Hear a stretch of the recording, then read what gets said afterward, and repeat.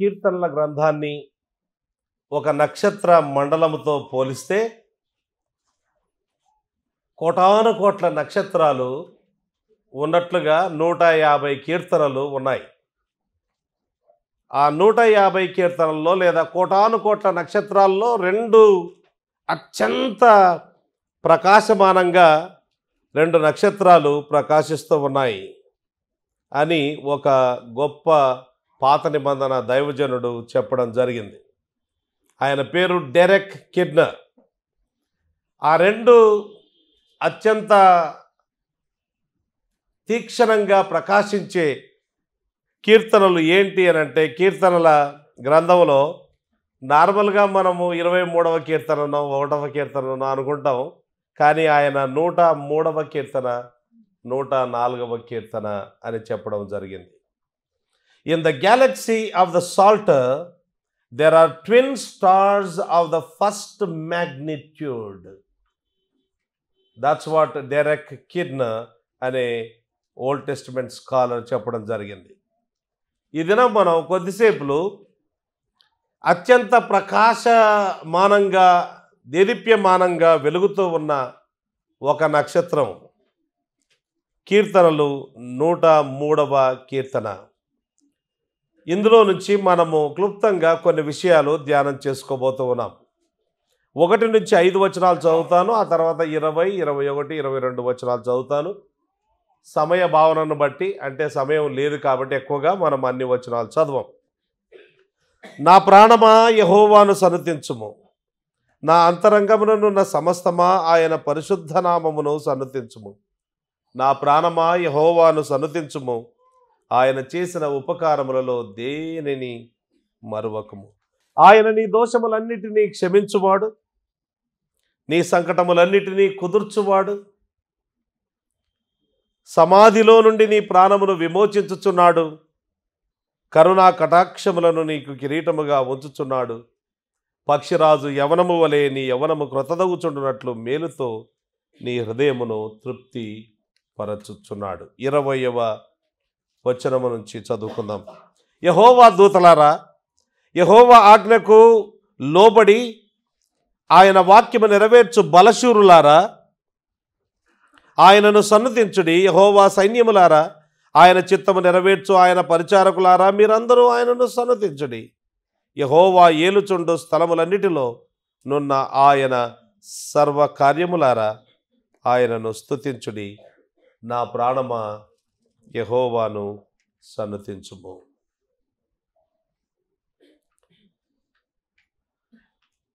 దేవుడు మన జీవితంలో ఎన్నో మేలు చేశాడు.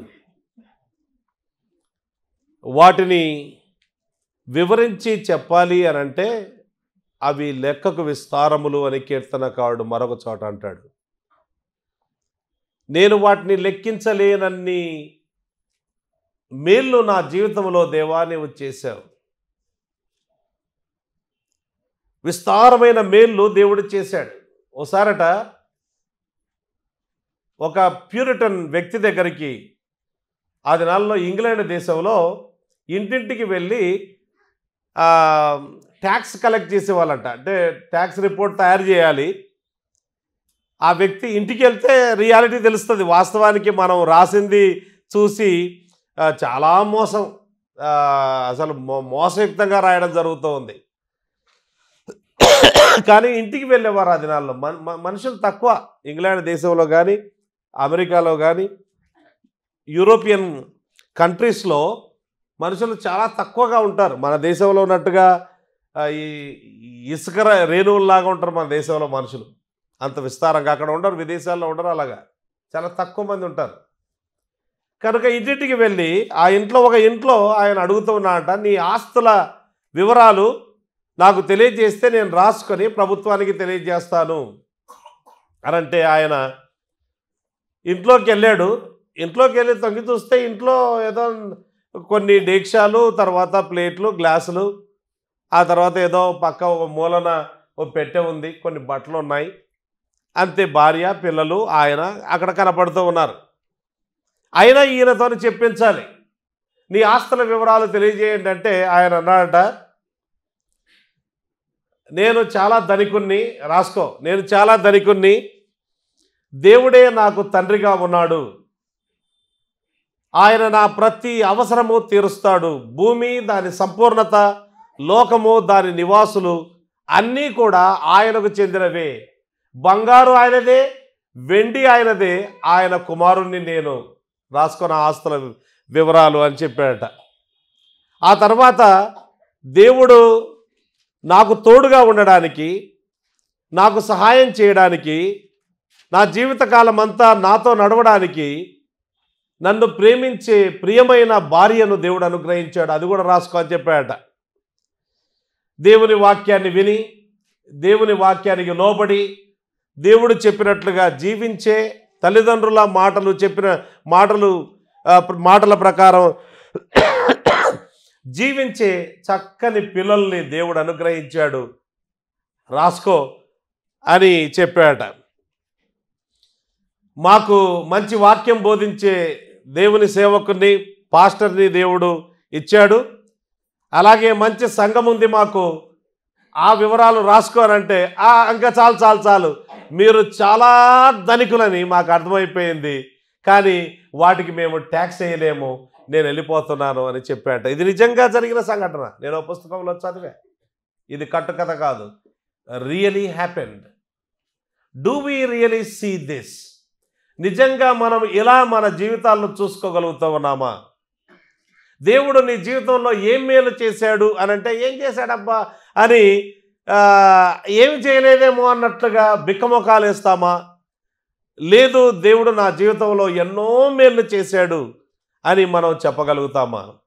కీర్తనకారుణ్ణి దావీదును అడిగితే, దావీదు ఒక సామాన్యమైన వ్యక్తిగా పుట్టి, ఆ ఇంట్లో కూడా కడపటివాడుగా ఉండి, తృణీకరించబడిన వాడుగా ఉండి, గొర్రెలు కాసుకునే ఒక గొర్రెల కాపరిగా ఉన్న వ్యక్తిని దేవుడు తీసుకొని ఆ ఇశ్రాయేలు దేశం మీద రాజుగా చేశాడు. అంతకుముందు ఆయన ఎన్నో కష్టాల గుండా వెళ్ళవలసి వచ్చింది. దావీదు జీవితంలో సుఖాల కంటే కష్టాలే ఎక్కువ ఉన్నాయేమో అన్నట్టుగా అనిపిస్తుంది. ఆయన రాసిన కీర్తనలు చదివితే ఆయన పొందిన కష్టాలు వర్ణనాతీతం. అనవసరంగా ఆయన ఎవరికి మేలు చేశాడో వాళ్ళే ఆయనకి కీడు చేశారు. సౌలు రాజుకు ఎంత మేలు చేయడానికి ప్రయత్నం చేస్తున్నాడో, అతని మీదికి దురాత్మ వచ్చి అతన్ని చాలా ఇబ్బంది పెడుతూ ఉంటే ఆ దురాత్మ పోయేటట్టుగా చేస్తున్నాడు, ప్రశాంతత కలగజేస్తున్నాడు రాజుకు.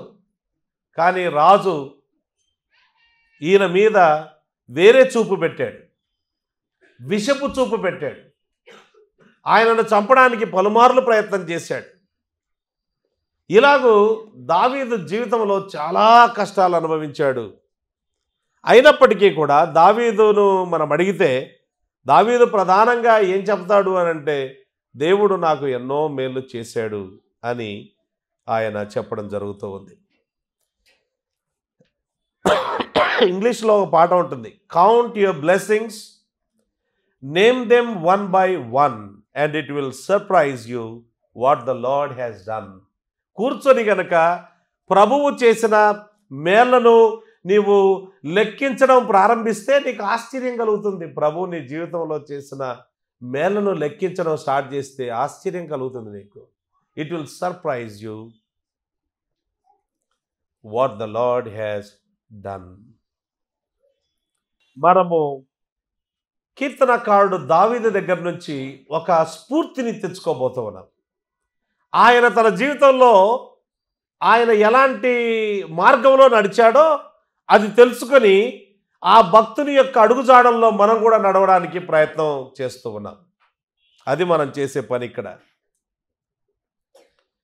రాయ్ క్లెమెంట్స్ అనే ఒక గొప్ప pastor, Eden Baptist church in Cambridge, England, ఆ పాస్టర్ గారు ఈ విధంగా అన్నాడు ఈ కీర్తనను గురించి రాస్తూ, David is cataloguing the goodness of God అన్నాడు. సింపుల్గా దేవుని మంచితనాన్ని ఆయన ఇక్కడ క్యాటలాగ్ చేస్తూ ఉన్నాడు, దాని గురించి ఆయన రాస్తూ ఉన్నాడు. ఎన్యూమరేటింగ్ హిస్ బ్లెస్సింగ్స్, దేవుడిచ్చిన ఆశీర్వాదాలను ఆయన లెక్క పెడుతూ ఉన్నాడు. Lest in a moment of depression or backsliding he should forget the source of his prosperity and take God's grace for granted. దేవుని యొక్క కృపను అలుసుగా తీసుకోకుండా ఉండు నిమిత్తం. ప్రియమైన వారలారా, ఈ మాట మన జీవితంలో వాస్తవమేనా? దేవుని కృపను మనం ఎన్నోసార్లు అలుసుగా తీసుకుంటూ ఉంటాం. We take God's grace for granted. మనము ప్రతి క్షణము చావడానికే అర్హులము. ఏ దేవుని దీవెన పొందడానికి కూడా అర్హులము కాదు. గుర్తుపెట్టుకోవాలి. ఒక్క దీవెననైనా పొందడానికైనా అర్హులమా? ఒక్క క్షణం బ్రతకడానికి అర్హులమా అంటే ఒక్క క్షణం బ్రతకడానికి కూడా యూ కెనాట్ డిమాండ్ గాడ్. దేవుని దగ్గర నుంచి ఎందుకు నాకు ఒక క్షణం నీవు ఎక్కువగా జీవితాన్ని ఇవ్వవు అని అడగడానికి వీలే లేదు. ఎందుకు నీవు నాకు ఇంకా ఆరోగ్యం ఇవ్వలేదు అని అడగడానికి వీల్లేదు. ఎందుకు నాకు ఇంకా ఆశీర్వాదం ఇచ్చి నా చేతి కష్టార్జితాన్ని దీవించి ప్రభువా ఎందుకు నన్ను గొప్పవానిగా చేయలేదు ఇంతవరకు అని అడగడానికి వీల్లేదు. You have no right, I have no right, nobody has any right. Rights గురించి మాట్లాడవలసి వస్తే అంటే నా హక్కుల గురించి మాట్లాడవలసి వస్తే నీకేమీ హక్కులు లేవు. నీకున్న ఒకే ఒక అర్హత అట్లా తప్పున పడి చచ్చిపోవడమే. పాపము వలన వచ్చు జీతము మరణం. ప్రియమైన వారలారా, ఈరోజు మనము ఇంకా బ్రతికున్నామంటే, తింటున్నాము అంటే, ఆరోగ్యంగా ఉంటున్నాము అంటే, తిరగగలుగుతూ ఉన్నాము అని అంటే దేవుని కృప. దేవుని కృపను అలుసుగా తీసుకోవద్దు. Don't take the grace of God lightly. Every moment he can kill us. వాస్తవానికి బికాస్ పాపము ఉంది కాబట్టి, పాపం వలన వచ్చు జీతం మరణం కాబట్టి దానికే మనం అర్హులం. కొన్నిసార్లు మనం అనుకుంటూ ఉంటాం, నేను దేవుని ఎంతగానో సేవిస్తూ ఉన్నాను, మంచిగా బ్రతుకుతూ ఉన్నా, అయినా దేవుడు నన్ను దీవించట్లేదు. No, you have no right. It is only pure grace. దేవుని కృప మాత్రమే, రైట్ లేదు. అలాంటి రైట్స్ లేవు.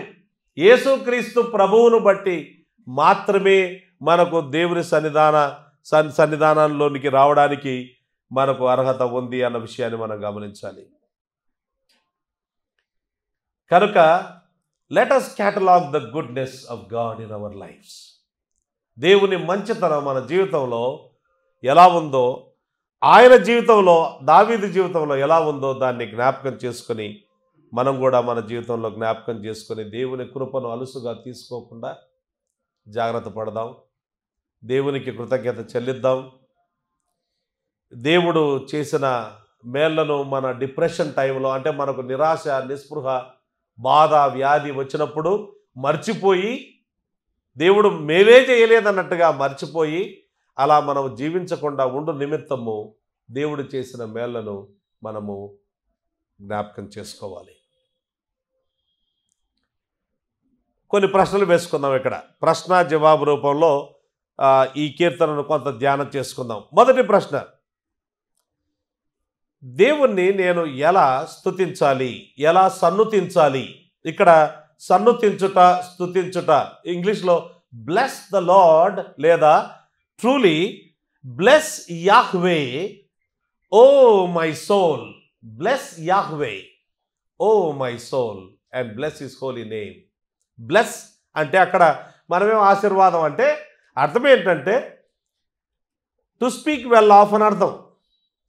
ఆయనను గురించి మంచిగా మాట్లాడు. ఇప్పుడు ఒకరిని మనం ఆశీర్వదిస్తున్నామంటే ఆ వ్యక్తికి పాజిటివ్గా ఆ వ్యక్తిని గురించి మాట్లాడుతున్నాం. ఆ వ్యక్తికి అలాంటి దీవెనలు కలగాలని దేవుణ్ణి కోరుకుంటున్నాం. Speak well of him, speak well of him అంటూ ఉన్నాడు. అయితే సర్వసాధారణంగా కీర్తనల గ్రంథం చదివితే కొన్ని కీర్తనలు ఇతరులను సంబోధిస్తూ వ్రాసినవి, కొన్ని కీర్తనలు దేవుణ్ణి సంబోధిస్తూ వ్రాసినవి. కానీ ఈ కీర్తన తనకు తాను ఆత్మతో చెప్పుకుంటూ, తనకు తాను సంబోధించుకుంటూ, ఓ నా ప్రాణమా, ఓ నా ప్రాణమా, నా ప్రాణమా యెహోవాను సన్నుతించుము అని తనకు తానే ఆత్మబోధ చేసుకుంటూ ఉన్నాడు. కనుక ఈ దినం మనం ఎవరికో వేరే వాళ్ళకు చెప్పడం కాదు, మన ఆత్మతో మనం చెప్పుకోవాలి, మన ప్రాణంతో మనం చెప్పుకోవాలి. అయితే ఎలా మనము ప్రభువును ఆరాధించాలి అని అంటే, ఒకటే మాటలో చెప్పాలి అని అంటే, ఇక్కడ చూడండి కొన్ని మాటలు ఉన్నాయి. నా ప్రాణమా, ప్రాణమంతటితో, నా O my soul all that I am, నీవు ఏమై ఉన్నావో అదంతా కూడా సోల్ అనే పదవులో, ప్రాణం అనే పదవిలో ఉంది. సగం సగం కాకుండా సంపూర్ణంగా నా అంతరంగమునున్న సమస్తమా, నా ప్రాణమా, ఇలాగా అంటే ఇందులో తర్వాత ఆల్ అనే పదాలు కూడా ఉంటాయి ఇంగ్లీష్లో. All that is within me, all. ఒక మాటలో చెప్పాలి అని అంటే, నీ దేవుడైన యెహోవాను నీ పూర్ణ హృదయముతో, నీ పూర్ణ ఆత్మతో, నీ పూర్ణ బలముతో, నీ పూర్ణ వివేకముతో ప్రేమించాలి. ఇక్కడ కీర్తనకారుడు దావీదు అంటూ ఉన్నాడు, ఓ నా ప్రాణమా, నీలో ఉన్న బలమంతటిని కూడగట్టుకొని, మనసంతటిని కూడగట్టుకొని, నీవు మనస్ఫూర్తిగా నీ బలమంతటితో యెహోవాను గూర్చి మంచి మాటలు చెప్పు. ఆయనను గూర్చి, ఆయన చేసిన మేళ్లను నీవు మరవద్దు, జ్ఞాపకం చేసుకో. వాటిని క్యాటలాగ్ దెమ్, ఎన్యూమరేట్ దెమ్, లెక్కించు, వాటిని లెక్కించి ఆయనను స్తుతించు అని చెప్పడం జరుగుతూ ఉంది. What a rebuke it is for some of us. మనలో కొంతమందికి ఇది ఒక గద్దింపుగా వస్తుంది. నిర్లిప్తంగా మన జీవితాలు ఎన్నో సందర్భాల్లో నిర్లిప్తంగా ఉంటాయి. చర్చ్కి వస్తున్నామా, కొన్ని పాటలు ఇక్కడ వీళ్ళు పాడే పాటల్లో మనము కలిసి పాడితే పాడతాం, లేకపోతే ప్రేక్షక పాత్ర పోషిస్తాం, ఏదో ప్రభు బలలో పాలు పొందుతాం, ఆ తర్వాత వెళ్ళిపోతాం. ఇలా అనేక సంవత్సరాల నుంచి ఏమాత్రము లోపల అంతరంగం అంతటిని ఉపయోగించుకొని ప్రభువును ఆరాధించకుండా ఊరికే వస్తూ పోతూ నామకార్థంగా బ్రతికే వారికి ఇది గొప్ప గద్దింపు. కీర్తనకారుడు దావీదు అంటూ ఉన్నాడు, no, that's not the way to worship the Lord, that's not the way to serve the Lord, that's not the way to praise the Lord. You need to do it with all that you are and all that you have. ఆ విధంగా ప్రభువును ఆరాధించాలి, ఆ విధంగా ప్రభువును నీవు గణపరచాలి. కొన్నిసార్లు మన దేహాలు చర్చిలో ఉంటాయి, మనసులు ఇంట్లో ఉంటాయి. దేహాలు చర్చిలో ఉంటాయి, మనసులు ఆఫీసులో ఉంటాయి. దేహాలు చర్చిలో ఉంటాయి, మనసులు ఎక్కడెక్కడో తిరుగుతూ ఉంటాయి. నో, కీర్తనకారుడు అంటూ ఉన్నాడు, అలా ఉండకూడదు. నీవు దేవుని సన్నిధికి వచ్చావు, దేవుని ఎదుట నిలవబడ్డావు. నీవు నిర్లిప్తంగా, నిర్లక్ష్యంగా ఆయన చేసిన ఉపకారములను, ఆయన చూపిన కృపను నీవు అలుసుగా తీసుకోవద్దు. యాక్టివ్గా ఉండు, తీవ్రతతో నీవు ఆయనను సేవించు, ఆయనను ఆరాధించు, నీ మనసంతటితో ఆయనను ఆరాధించు. జోనథన్ ఎడ్వర్డ్స్ అనే ఒక గొప్ప దైవజనుడు అమెరికాలో 300 ఏళ్ల కిందట ఉండేవాడు. ఆయన అన్నాడు, ఎవరైతే తమ భావోద్రేకాలు ఉపయోగించకుండా దేవుణ్ణి ఆరాధిస్తారో వాళ్ళు ఆరాధించనట్టే అన్నాడు. If you don't use your affections when you worship the lord, you have not worship the lord at all. ఎన్ని సందర్భాల్లో ప్రియమైన వారులారా మనం ప్రభువును భావోద్రేకాలు లేకుండా, ఫీలింగ్స్ అనేవి లేకుండా, ఊరికే జస్ట్ అలాగా చిలుక పలికినట్టుగా సేమ్ థింగ్ అలాగే పలుకుతూ ఉండడం ఎన్ని సందర్భాల్లో మనం చేసాం. అలా చేయడము దేవుణ్ణి ఆరాధించడం కాదు. సంవత్సర ముగింపులో నిజంగా దేవుడు నీ జీవితంలో చేసిన మేళ్లను నీవు జ్ఞాపకం చేసుకొని ఆయనను ఆరాధించాలి. ఈ మనుష్యులు వాళ్ళ పెదవులు నాకు దగ్గరగా ఉన్నాయి కానీ వారి హృదయాలు దూరంగా ఉన్నాయి అన్నాడు. యెషయా గ్రంథం 29వ అధ్యాయం 13వ వచనం. ఈ మనుషులు తమ పెదవులతో నన్ను సమీపిస్తున్నారు, పెదాలు మాత్రమే నా దగ్గరకు వస్తూ ఉన్నాయి, హృదయం లేదు నా దగ్గర. హృదయం ఎక్కడో ఉంది. మన హృదయము, మన పెదాలు రెండు కలిసి ప్రభువును ఆరాధించాలి. కనుక ఎలా మనం ప్రభువును స్తుతించాలి, సన్నుతించాలి అనంటే సంపూర్ణంగా మనం ఏమై ఉన్నామో, ఏమైతే మనకు శక్తియుక్తులు ఉన్నాయో, ఏ భావోద్రేకాలు ఉన్నాయో వాటన్నిటిని మనం వినియోగించుకోవాలి. అందుకే పాటలు చాలా కీలక పాత్ర పోషిస్తాయి. పాటలు భావోద్రేకాలను రేపుతాయి. నేను పిల్లలను పదే పదే వాళ్ళ మీద ఏమంటారు వాళ్ళని అడుగుతూ ఉన్నాను. ఎందుకంటే వాళ్ళ మేలు కొరకు చెప్తున్నా ఈ విషయాలు. నేను చెప్పకపోతే ఎవరు చెప్తారు? మరి పాడకపోతే మీరు వాస్తవానికి పాట వినట్లేదు, సమ్ సౌండ్స్ వింటున్నారు కానీ మాటలు వినట్లేదు. మాటలు వింటే రెండవసారి ఇప్పుడు మనం ఒక పాట పాడాం, ఆ పాట చాలా ఈజీ, రెండవసారి పాడడం చాలా ఈజీ. కొన్ని పాటలు పాడలేం ఖచ్చితంగా. ఇప్పుడు ఒక క్రిస్మస్ రోజు ఒక పాట పాడాం కదా, జై జై క్రిస్మస్ జై జై, ఆ పాట పాడడం అంత ఈజీ కాదు, ఆ మాటలు గుర్తుపెట్టుకోవడం అంత ఈజీ కాదు. But there are some simple songs. పిల్లలు మీరు గుర్తుపెట్టుకోవాలి, వినాలి, మాటలు వినాలి. ఆ మాటలు వినకపోతే మీరు you made some sounds, that's all, you did not worship the lord. కూర్చున్న మనం కూడా, విశ్వాసం కూడా మాటలు వినాలి, అర్థం చేసుకొని పాడాలి. ఆ అర్థమైన దాన్ని మళ్ళీ అది ఇట్ షుడ్ స్పర్ యూ, ఒక ఐడియా నిన్ను ఇంకా మరింత లోతుల్లోనికి తీసుకొని వెళ్ళాలి. నీ brain is capable of that. నువ్వు పాడుతూనే ఇంకా అనేకమైన ఆలోచనలు చేయవచ్చు. ఒక మనిషి నిమిషానికి 100 మాటలు మాట్లాడితే 500 మాటలు తలంచేటట్టుగా బ్రెయిన్ అంత కెపాసిటీ ఉంటుందట.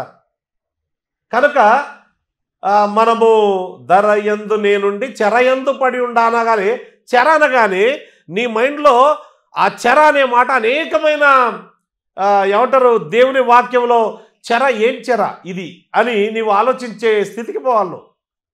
ఆ స్థితికి రావాలి. అలా ప్రభువుని ఆరాధించాలి. నిర్లిప్తంగా ఉండకూడదు. నిర్లిప్తంగా అంటే ప్యాసివ్గా ఊరికే అలా మనము ఊరికే అలా తీవ్రంగా చూస్తూ ఇక్కడ ఏమీ మనం ఫాలో కాకపోతే, మనము ఇన్వాల్వ్ కాకపోతే మనము ప్రభువును ఆరాధించినట్టే లెక్క. మీరు వచ్చి ఇక్కడ ఊరికే మీరు జస్ట్ మాటలు చెప్తే వారి పెదవులతో వారు నన్ను గనపరుస్తున్నారు కానీ వారి హృదయాలు దూరంగా ఉన్నాయంటున్నాడు ప్రభు. రెండవ విషయం, why should we praise the Lord? మనం ఎందుకు ప్రభువును స్తుతించాలి, సన్నుతించాలి? అసలు what is the problem? Problem ఏంటి అంటే మనము వీఆర్ ఫర్గెట్ఫుల్. మన ప్రాబ్లం ఏంటంటే మనము మర్చిపోవలసిన వాటిని జ్ఞాపకం పెట్టుకుంటాం, జ్ఞాపకం పెట్టుకోవలసిన వాటిని మర్చిపోతాం. అది మన ప్రాబ్లం. అది కూడా బికాజ్ ఆఫ్ సిన్, పాపాన్ని బట్టి. చూడండి, మనం విశ్వాసమైన మనము పాపపు అధికారం నుంచి విడుదల పొందుకున్న మన స్థితే ఇలా ఉంటే అవిశ్వాస స్థితి ఎలా ఉండాలో ఊహించుకోండి. వాళ్లకు నీతిని జరిగించడానికి వాళ్లకు దే హ్యావ్ నో ఫ్రీడమ్, స్వేచ్ఛ లేదు. మనకు మాత్రమే ఫ్రీడమ్ ఉంది. అది వాళ్ళు పాపాన్ని జరిగించడానికే స్వేచ్ఛ ఉంది కానీ నీతిని జరిగించడానికి స్వేచ్ఛ లేదు వాళ్ళకు. అటువంటి పరిస్థితి అవిశ్వాసి పరిస్థితి. విశ్వాసాల పరిస్థితి ఎంత దారుణంగా ఉంటే అవిశ్వాసాల పరిస్థితి ఎలా ఉండాలో ఊహించుకోండి. అందుకే అవిశ్వాసులు ఆరాధించలేరు. అందుకే ఇక్కడ యేసుప్రభునందు విశ్వాసం వచ్చి బాప్తిసం తీసుకున్న వాళ్ళు మాత్రమే ఈ ఏమంటారు వర్షిప్ లీడింగ్లో ఉండాలి, వేరే వాళ్ళు ఉండకూడదని చెప్పడానికి గల కారణం ఏంటంటే మీ పరిస్థితి అలాంటిది. చాలా దారుణమైన పరిస్థితుల్లో మీరున్నారు. పాడొచ్చు, బాగానే పాడొచ్చు, కానీ it is not accepted. God accepts only through the Lord Jesus Christ. యేసు ప్రభు ద్వారానే మనల్ని అంగీకరిస్తాడు. ఆయనలో లేని ఎవరైనా, ఎంత మహానుభావుడైనా, ఎంత బాగా బాలసుబ్రహ్మణ్యం లాగా పాడగలిగినా ఆయన కంటే చూడండి ఎంత అందంగా పాడగలుగుతాడు, ఎంత చక్కగా పాడగలుగుతాడు. ఈ మధ్యకాలంలో కొత్త కొత్త సినీ సింగర్స్ కూడా క్రిస్టియన్ సాంగ్స్ బాగా పాడుతూ ఉన్నారు. వాళ్ళు పాడేంత మాత్రాన వారిని దేవుడు అంగీకరిస్తున్నాడా? లేదు. ఈ నామమున తప్ప మరి ఏ నామమున రక్షణ లేదు, నా ద్వారానే తప్ప ఎవడునూ తండ్రి వద్దకు రాడు. అందుకే విశ్వాసులకు మాత్రమే ఆ దీవెన ఉంది. It is human to forget but let us remember at least this ఏంటి అని అంటే, దేవుడు చేసిన మేళ్లను మర్చిపోవడం అనేది చాలా దారుణమైన విషయం. కృతజ్ఞత లేకపోవడం అనేది చాలా దారుణమైన విషయం.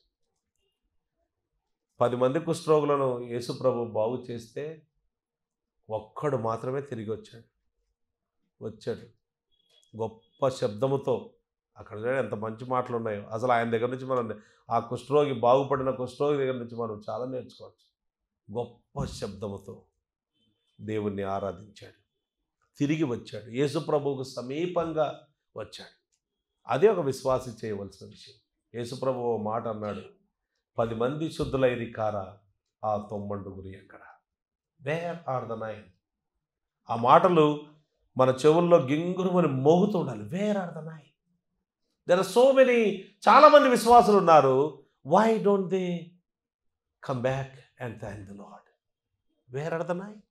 You have received so many blessings. ఇది దారుణం. దేవుడు చేసిన అనేకమైన మేళ్లను అసలు మన ప్రాణానికి ఎవరు వెలగట్టగలుగుతారండి? దేవుడు ప్రాణం ఇవ్వలేదా? సరే, ఆరోగ్యం బాగలేదు. ఇప్పుడు నాకు నెల రోజుల నుంచి ఆరోగ్యం బాగలేదు. నా జీవితంలో ఎన్నడూ 50 సంవత్సరాల్లో ఎన్నడూ ఇలాగలేదు. కానీ ప్రాణంతో ఉన్నాను కదా, ఇంకా తిరుగుతున్నాను కదా, పనులు చేసుకోగలుగుతున్నాను కదా. ప్రాణానికి ఎవడైనా వెల కట్టగలుగుతాడా? ఎన్ని మేళ్ళు దేవుడు చేస్తే మనం వాటిని మర్చిపోవడం దారుణం. ఈ విషయాన్ని జ్ఞాపకం పెట్టుకుందాం. Let us remember at least this, that it is a terrible thing to forget God's benefits in your lives. ఒక వ్యక్తిని చూపిస్తాను పాత నిబంధనలో. ఆ వ్యక్తి మంచి రాజు. అసలు 8 మంది యూదా రాజుల్లో 8 మంది మంచి రాజులు ఉన్నారు. ఆ 8 మందిలో ఈయన కూడా ఒక అగ్రగామి, శ్రేష్టమైన స్థాయిలో ఉన్నాడు ఈయన. నేను అనుకుంటాను యోషియా రాజు తర్వాత నెక్స్ట్ స్థానం ఎవరికైనా పోతుందా అంటే అది హిజ్కియా రాజుగా పోద్ది అనుకుంటాను. చాలా మంచోడు. కానీ ఆయన గురించి ఏం రాశారో చూడండి. ఈ విధంగా రాయబడింది. 2వ దినవృత్తాంతముల గ్రంథం 32వ అధ్యాయం 25వ వచనం. 32:25 ఆయనను గూర్చి వ్రాయబడిన మాట ఈ విధంగా ఉంది. చాలా 24 కూడా చదువుదాం. ఆ దినములలో హిజ్కియా రోగి అయి మరణ దశలో ఉండెను. అతడు యెహోవాకు మొరపెట్టగా ఆయన అతనికి తన చిత్తమును తెలియపరచి అతనికి సూచన ఒకటి దయచేశాడు. బాగు చేశాడు దేవుడు. అయితే హిజ్కియా మనస్సున గర్వించి, అండర్లైన్ చేసుకోండి మాటలు, తనకు చేయబడిన మేలుకు తగినట్లు ప్రవర్తింపనందున. ఎంత దారుణం చూడండి. మంచి రాజు, దేవుడు ఆయన జీవితంలో చేసిన మేలుకు ప్రాణం పోతుంది అని అంటే ప్రార్థన చేస్తే 15 సంవత్సరాలు దేవుడు ఆయనకు అనుగ్రహిస్తే తగిన రీతిగా ప్రవర్తించలేదట. మనస్సున గర్వించి తనకు చేయబడిన మేలుకు తగినట్లు ప్రవర్తింపనందున అతని మీదికిని యూదా యెరూషలేముల వారి మీదికిని కోపము రాగా, అప్పుడు హిజ్కియా హృదయ గర్వము విడిచి తానును యెరూషలేము కాపురస్తులను తమను తాము తగ్గించుకునేది గనుక హిజ్కియా దినములలో యెహోవా కోపము జనుల మీదికి రాలేదు. మర్చిపోదు మనం. దేవుడు మన జీవితాల్లో చేసిన మేళ్లను హృదయ గర్వము చేత ఏం చేశాడు దేవుడు నాకు అని అలా ఊహించుకొని మర్చిపోవద్దు అన్న విషయాన్ని మనం ఇక్కడ తెలుసుకుంటూ ఉన్నాం. ఇంకో మాట చూద్దాం. ద్వితీయోపదేశకాండం 8వ అధ్యాయం. వీళ్ళు నూతన దేశంలో ప్రవేశించడానికి సిద్ధంగా ఉన్నారు. యోర్దానుకు యువతల ఉన్నారు, అవతలికి వెళ్ళాలి. అప్పుడు మోషే వారికి ఇస్తున్న ఆజ్ఞలు చూడండి. 10వ వచనం నుంచి చదువుకుందాం. 10వ వచనం. నీవు తిని తృప్తి పొంది నీ దేవుడైన యెహోవా నీకు ఇచ్చిన మంచి దేశమును బట్టి ఆయనను స్తుతింపవలెను. నేడు నేను నీకు ఆజ్ఞాపించు ఆయన ఆజ్ఞలను, విధులను, కట్టడలను నీవు అనుసరింపక నీ దేవుడైన యెహోవాను మరచి కడుపార తిని మంచి ఇండ్లు కట్టించుకొని వాటిలో నివసింపగా నీ పశువులు నీ గొర్రె మేకలను వృద్ధి అయి నీకు వెండి బంగారములు విస్తరించి నీకు కలిగినదంతయు వర్ధిల్లినప్పుడు నీ మనస్సు మదించి దాసుల గృహమైన ఐగుప్తులో నుండి నిన్ను రప్పించిన నీ దేవుడైన యెహోవాను మరచెదవేమో. Be careful. దేవుడు ఎన్నో మేలు చేశాడు, మనసున మదించి గర్వించి పాడైపోతావేమో జాగ్రత్త అంటున్నాడు. ఏమేం మేలు చేశాడు దేవుడు ఆయన జీవితంలో, కీర్తనకారుని జీవితంలో అంటే నేను ఊరికే జస్ట్ వాటిని 2 మాటలు చెప్పి నేను అంటే ఎక్కువగా వివరించను. ఈ కీర్తనను మనం దినదినాలు అనేక దినాలు ధ్యానం చేసుకోవచ్చు. ఒక్కొక్క విషయాన్ని మనము చాలా ధ్యానం చేసుకోవచ్చు, కానీ సమయం కాదు కాబట్టి నేను కొన్ని విషయాలు ముందు పెడతాను. మొదటిది అత్యంత ప్రాముఖ్యమైనది. ఇది లేకుండా మిగతా ఉన్నా లేకున్నా ఒకటే. మిగతావి ఉన్నాయి కానీ లాభం లేదు. ఇది లేకపోతే మాత్రం మిగతావి ఉన్నా లాభం లేదు. అర్థమవుతుందండి? ఏంటి అది అని అంటే పాపక్షమాపణ. పాపక్షమాపణ. This is very very important. దేవుడు నీకు అది అనుగ్రహించాడు కదా, అందుకే దాన్నే ఫస్ట్ పెట్టాడేమో ఆయన. మరి పాపక్షమాపణ లేకపోతే మనుషులు పిచ్చలైపోతారు. ఐ హ్యావ్ సీన్ పీపుల్ లిటరల్గా పిచ్చలైన వాళ్ళని చూశానండి. కార్ల్ మెనింజర్ అనే ఒక సైకియాట్రిస్ట్, ఫేమస్ సైకియాట్రిస్ట్ అమెరికాలో, ఆయన అంటాడు, నా క్లినిక్స్కి హాస్పిటల్స్కి వచ్చి మా దగ్గర ఉండే మానసిక రోగులతో మీరు మాట్లాడి మీ పాపాలు క్షమించబడ్డాయి సంపూర్ణంగా అని వాళ్ళను కన్విన్స్ చేస్తే రేపే 70 నుంచి 80% మందిని నేను డిశ్చార్జ్ చేస్తానన్నాడు. అంటే 70 నుంచి 80% మంది మానసిక రోగులు వారి పాపాన్ని బట్టి, పాప మనస్సు, ఆ అపరాధ మనస్సాక్షి వారిని వేధిస్తూ ఉన్నందువల్ల పిచ్చలైపోయారు. దేవుడు మన పాపములన్నిటినీ క్షమించాడు. ఇక్కడ రాయబడిన మాట ఏంటంటే ఆయన నీ దోషములన్నిటినీ క్షమించువాడు. రెండవది, నీ సంకటములన్నిటినీ కుదుర్చువాడు. సంకటములు అంటే కష్టాలు.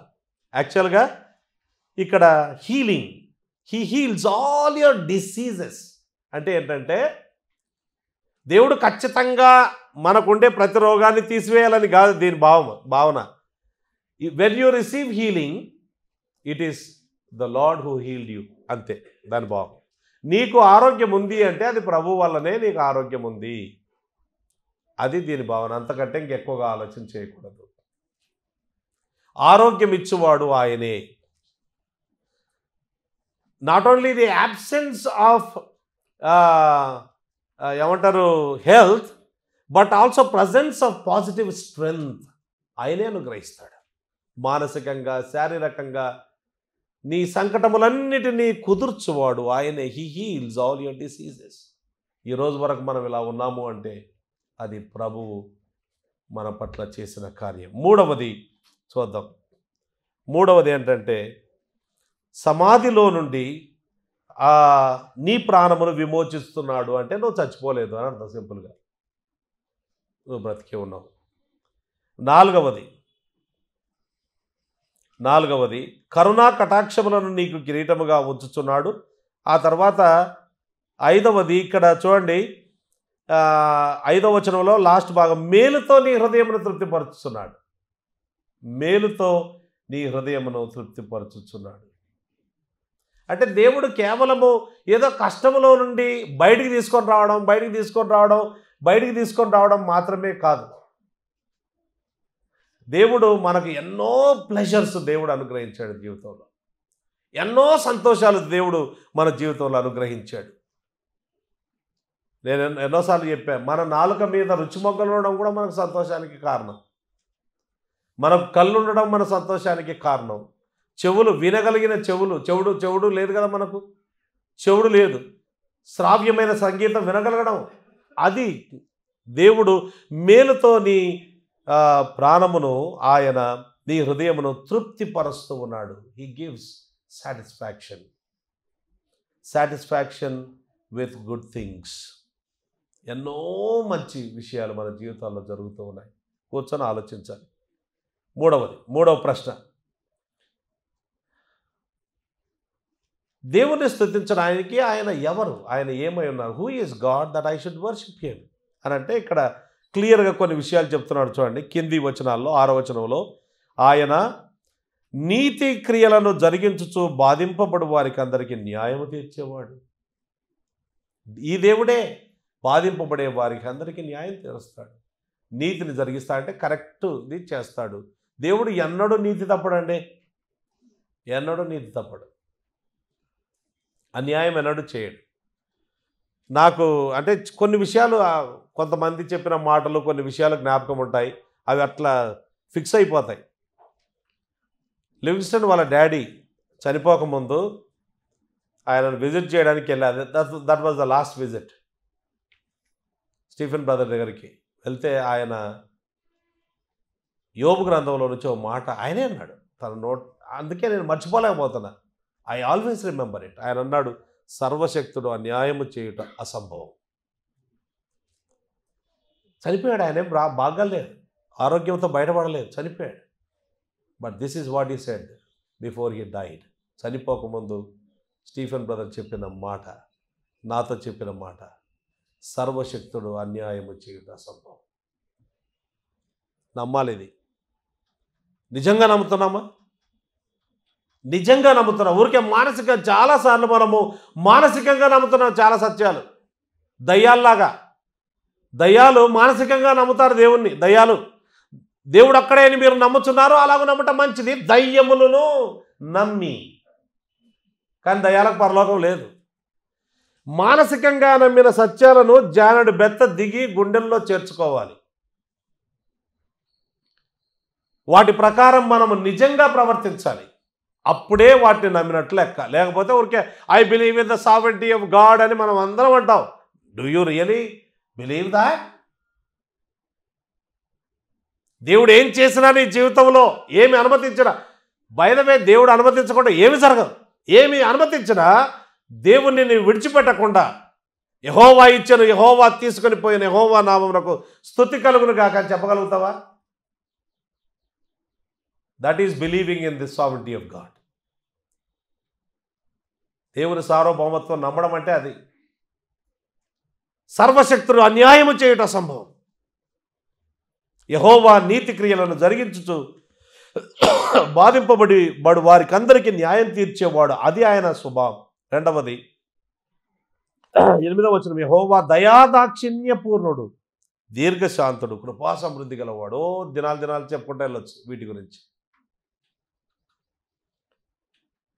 మూడవది 9వ వచనంలో, ఆయన ఎల్లప్పుడూ వ్యాజ్యమాడువాడు కాడు, ఆయన నిత్యము కోపించువాడు కాడు.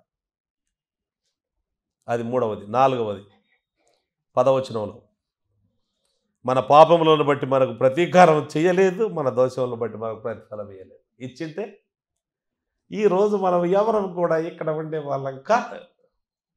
There is no Calvary Bible church ఉండేది కాదు. అందరం చచ్చిపోయి ఉండేవాళ్ళం, అందరం చచ్చిపోయి ఉండేవాళ్ళం. మనం బతికే ఉన్నాం ఇంకా.